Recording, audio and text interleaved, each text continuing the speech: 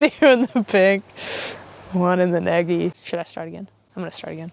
Feeling good about starting again. One sentence? Impossible. Picture this. Fade, sunset, ocean, screen goes black.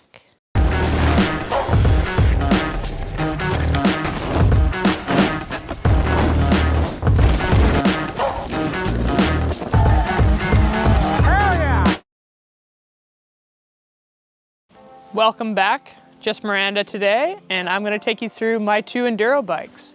It'll be a bit of a bike check, talking about the similarities and the differences between my Process X and my Process 153.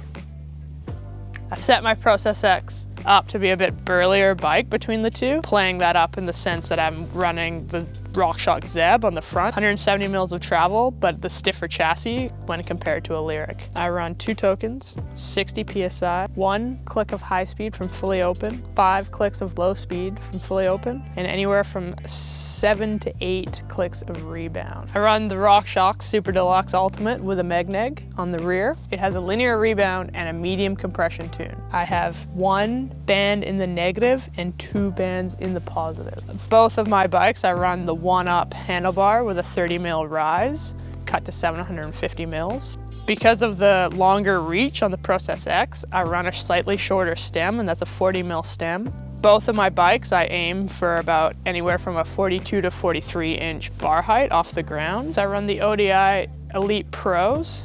I do a few custom mods, a couple snips to make them break in a little bit nicer for my hands. On all my bikes, I run the SRAM Code RSC. I find that they're the most powerful and consistent brake that I've used. A 220 mil rotor on the front and a 200 on the back for longer descents. My Axis drivetrain, I run stock shifter pattern. I opt for the hydraulic RockShox Reverb over the Axis for the longer drop in the 200 mil post. 30 tooth chainring in the front with the 52 tooth cassette in the rear. The HT X2 pedal because I like the larger platform. I run the MGM 730 on the front with a Chris King hub. In the rear, I run an M790 and a 275. I currently run the Process X as a mullet. I do not know if it is faster, but it's definitely more fun. I will be doing some testing on that in the future. The Process X has adjustable chainstay lengths with a 435 mil and a 450 mil. At home in BC, I really like the longer chainstay length of the 450, but I'm currently running it in the shorter length to get used to it.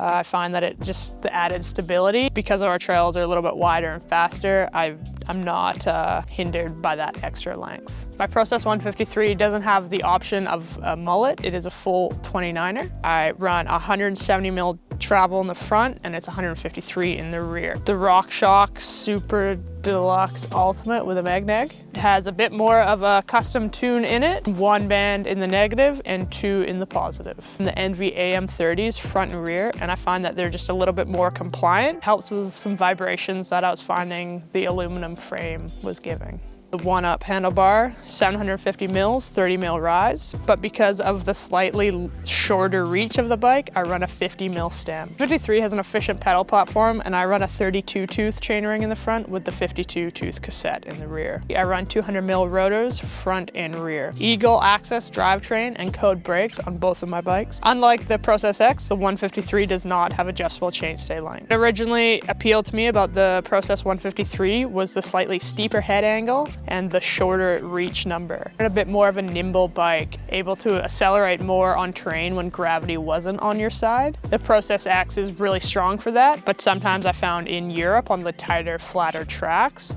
it was almost too much.